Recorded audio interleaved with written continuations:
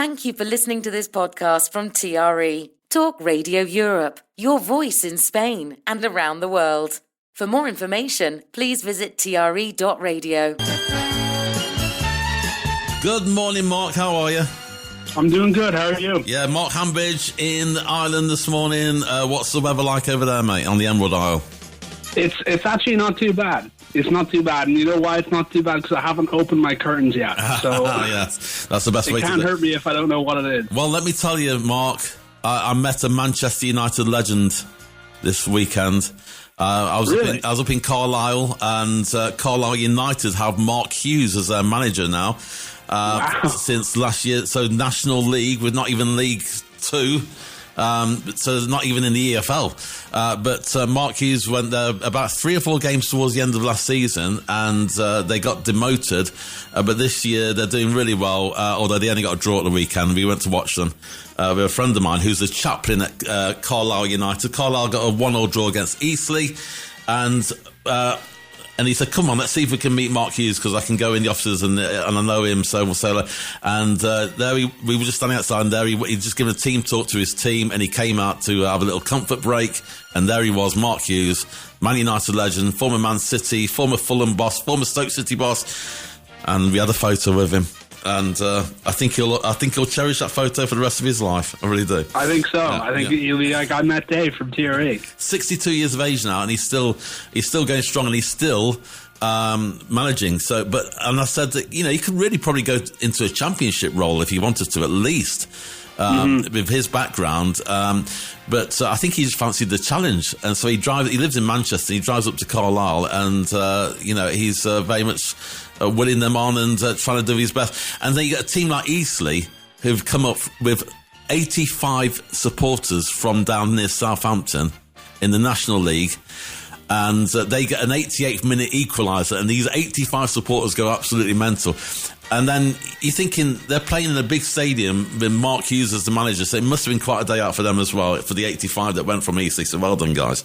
And it's kind of just a reminder of the grassroots football in the United Kingdom, and actually where... and there's a massive... I mean, they had 10,000 Carlisle United supporters there. So a lot of people that support these small teams. And we do obviously talk about the Premier League a lot, Mark, but it's great to see those sort of matches taking place as well. Oh, it is. And I mean, Mark Hughes, as you said, massive name. With I remember when I first started watching football, he was Manchester City and Blackburn Rovers. Yeah. I think that was Blackburn, that were yeah. the clubs. Yeah, he did well at Blackburn. No, he was a great manager. He was. Yeah. So it's great to see he's still going. Yeah, he's still doing it. Yeah. So if you want to go on my my Instagram, Hodjo1976, look it up. Go on there. You'll see a photo of me and Mark Hughes. Anyway, so brilliant. I'm still living out on that one. That was Saturday. Right then, let's talk about some of the. I suppose let's have a look at the internationals. That's where it's been. Because I've been away, I've not had a chance to watch much football. I did watch the Northern Ireland match. I watched a bit of the Irish match yesterday as well, but I'm talking like 20 minutes of it. So what's been going on? Tell us.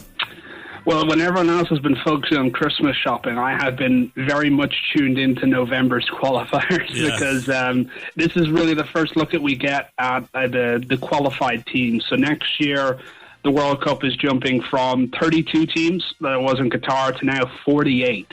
So there's going to be more teams than ever at this World Cup. And, of course, that's very exciting for smaller nations. I can't remember the last World Cup Ireland were in. I don't think I was born yet. Yeah. So I'm very excited for them. And then, of course, we have the host nations, Canada, Mexico, United States. Usually they're in the World Cups anyway, but this time they're confirmed. And I think the European nations confirmed, like Croatia, England, France, Norway, and Portugal. And then, of course, I have to talk about the Portugal match versus Ireland, because that was filled with drama and could possibly leave Ronaldo. Wow. Yeah, and that will leave him out of the first match of the World Cup as well. Unbelievable. Wow. So, because it was for violent conduct. So, what did he do? Did you see what he did?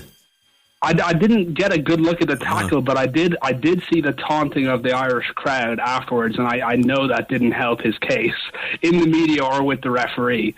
So it's just bad luck, I guess. You think somebody his age would have been a bit more mature about all of this? You know, he's at the end of his career in many ways, maybe even a year or two more to go, and the final World Cup he's ever going to play, and he's already said that.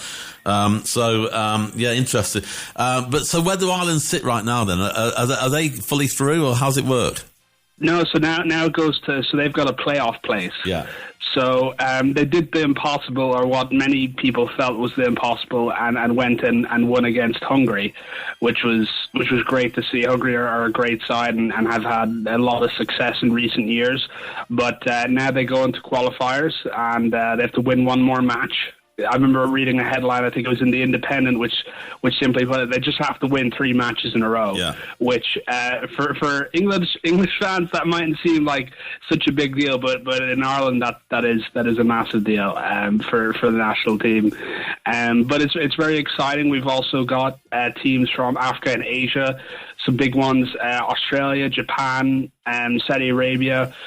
Then from Africa, I think Algeria, Senegal, Ivory Coast, and South American teams, of course, Argentina, Brazil, Brilliant. Colombia, the usual, Uruguay. Yeah. So it's starting. We're starting to get a better idea. Of already excited for the World Cup. I don't know about you, mate. I already am getting excited about it. I was up in Prestwick because I flew out of Prestwick Airport. It was called Glasgow Prestwick. It's nowhere near Glasgow at all. So a lot of Scottish fans over the weekend that I saw, and they, I think, can qualify if they beat Denmark following losing against Greece. Yeah, they can. So that's tomorrow, I believe. Yeah. And it'll be their first World Cup since 1998 if they get a win over Denmark. Denmark are a great team. They're also in the race, so it'll be really tough. This will be their 3rd consecutive World Cup, and all they need to do is get a result against Scotland. So it's really whoever the winner takes all. Well, as an Englishman who's got an Irish heritage, I would love to see Scotland go to the World Cup. I'd love to see Ireland go to the World Cup, and I'd love to see Northern Ireland go, but I don't think that's going to happen. Anyway, but we'll see. I want all the home nations. I'd love all the home nations to be there. And also Wales as well, because they have a tougher qualification. They made their first World Cup appearance in something like 64 years during the Qatar competition, but they need to defeat North Macedonia tomorrow, and then they need to also hope that Belgium loses or draws. Then Wales could possibly qualify on goal differential. Okay, absolutely. So come on Wales, come on Scotland, come on Ireland, rooting for you. What about then England? I mean, they've had a really good run-in now. I think one of the best run-ins with no goals conceded. I think that's a bit of a record as well. Everything's going right. I mean, obviously people moaning about not playing the top teams. You can only beat the ones that you play in, guys. Yeah. I mean, I'll give any negative English fans this. Group K was a particularly easy group, but in any scenario, you just have to win your games. Yeah. It doesn't matter against who. And if anything, I think this would be exciting for English fans because it sort of rests the players up until the World Cup, and certainly it was. They blew everyone away, 24 points from 8 matches. There still is, I guess, a lot of pessimism against England's Tuchel and sort of how he maybe treats the players. I know there was a big drama in that of him subbing off Jude Bellingham. Yeah, and I'm surprised because usually people back the manager in those kind of scenarios. I think it probably doesn't help that he's German. I think a lot of English fans, that's up to the forefront of their mind. But as far as cup competitions go, there's very few managers we've seen that are as successful as Tuchel in that regard. I mean, look what he did with Chelsea, bringing them to the Champions League final and winning it. So I would just say, give the man time. He definitely needs it. This England team is as ready as we've seen the last couple of years, and it's really interesting to see the parallels. I was looking at Italy versus Norway, and of course Norway Norway are now in the World Cup, which is a massive deal for them, and Italy have to go fight for their place in the playoffs. And I actually wanted to ask you this, as an English fan, going back to like the 2020 Euros, would you have taken the Euros Cup if you'd known that you wouldn't qualify for the next two World Cups, or would you have still lost but qualified for the next two World Cups? Oh, dear me. That's a real... Yeah. I think I'd like to be in the World Cup, I think. Yeah, I think a lot of people would. I could not stand watching the World Cup with England not being in it. I love the World Cup, love watching it. I watch all the other teams, even the lower ones that, a lot of people may not be as interested in. I'll be watching because I just love the whole World Cup. So the thought of England not being in there, and I remember a few years ago when Steve, what's his name? Steve McLaren, when we missed, was it missed on the Euros or World Cup? I can't remember now. But that was just horrible. And so I've still got memories of that. So, yeah, I would take being in the World Cup, I think. Yeah. Yeah. Well, Italian fans are currently, I guess, going through that same question of asking themselves. They haven't had a bad qualifying at all. They've 6 wins and 2 losses. It's just unfortunate that Norway have 8 wins and just were determined to not leave it up to chance that this year they are going to be in the World Cup, which Absolutely. is great for them. They have a fantastic team. And now finally Haaland gets to play, on what a lot of people would argue is the biggest stage in football. Yeah. But I just thought that was interesting, considering the two teams were locked just 5 years ago, and to look at where they both are now. And Haaland could play a massive part in the success of Norway at the World Cup. So we're looking forward to that. Let's go on to tennis. Here's a question for you. Is it Carlos Alcaraz or Yannick Sinner's year? Which one? I think maybe Sinner's just pipped him, hasn't he? I don't know. This was a real turning point, I think, in the psychological edge of all year. I think a lot of people would have said Alcaraz up until this point, he's just shined at all the major competitions, but this was home ground for Sinner. It was in Turin. It was the ATP finals. That's a massive deal. And Sinner was just really composed, really precise. He was so tactical. It was just a spectacular end, or a spectacular cap to the indoor season. And of course, this brings Sinner back his number 1 ranking again. So it's another historic milestone for Italian tennis, which has just seen such a flourish in the last few years. Thanks. We were talking about the ground roots in England. Well, that's something that really the Italian government have focused a lot on in Italy is all these competitions coming up, developing young talent in tennis, not just tennis, but other sports as well. Yeah. But tennis is certainly the one that's seen the fruits of that labor so fast.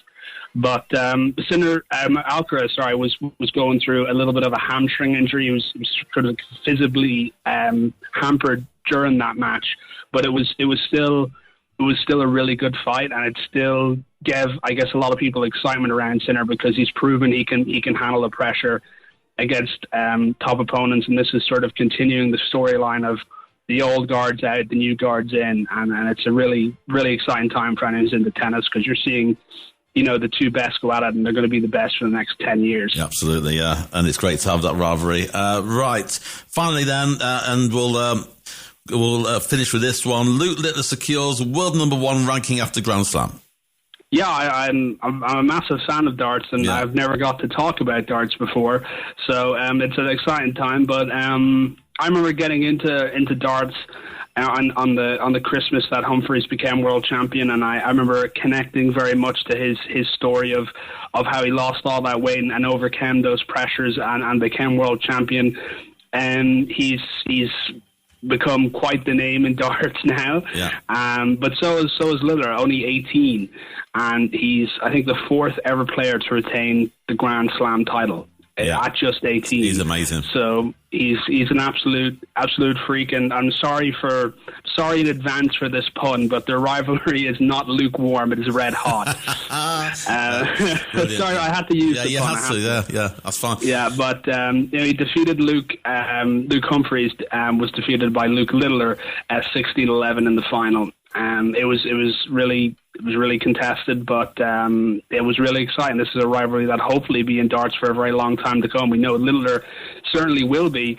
So it's just amazing, especially in a sport like darts, how young players are now kind of setting the standard. And that's not something you often get to see in a lot of sports, because a lot of, like, take the NFL or any of the American sports, most of those athletes aren't allowed even in the league until they're 22, 23. So for teenagers to be coming into darts and just upsetting everything is such an interesting sports phenomenon to see at all. But certainly he's established his name, and it's mad to think what he'll have achieved in 10 years if this is what he's achieving at 18. Amazing. And talking about great rivalries, I don't know if you watched the boxing over the weekend, but I did, yeah. I was with a boxing fan, so we're staying at his house, and I was watching, it's just a great rivalry between the two, and the build-up and the drama, and you got Chris Eubank, the father, and Nigel Benn, the dad's coming through as well together, and you just think this is going to be amazing. And really, Chris Eubank Jr. just didn't really turn up, and credit to Conor Benn, he was fantastic. And it didn't look like it was ever going to go any other way. So a great win there. And it was nice, actually, with all that rivalry that's taken place over the years. It was nice. And I know they're not friends in particular, but it was nice to see Chris Eubank Jr. go over to Conor Benn and actually wish him all the best and say, well done. Yeah, I saw on social media, I can't remember the outlet, but I remember some outlet was calling this the greatest rivalry in British boxing. And then I went to the comment section. Actually, that was Eubank versus Benn. This is Eubank Jr. versus Benn Jr. Yeah. So we just have to put in context just how great that rivalry was between their parents, and to see them now going at it was just amazing. But no, Eubank didn't show up, and I saw Hayes was talking about how the better man usually wins the second match. I'm not too sure how much I agree with that, but I do think that if a third match was ever to happen, I think there'd be a lot of interest in that. I think they even came out and said, it's ending here. They're not going to go ahead with another one. But you just never know in boxing. If there's enough interest, there definitely will be a third fight. Fabulous. That's for sure. Mark, thank you as always, my friend. Have a lovely day, and we'll speak to you very soon. Thank you very much. You've been listening to a TRE production. If you've enjoyed this programme, there'll be another episode waiting for you next week, right here on this platform, where you can also access our extensive back catalogue of shows and interviews. For more information on our live programming, social media channels and apps, and how to contact Talk Radio Europe, please visit TRE.radio.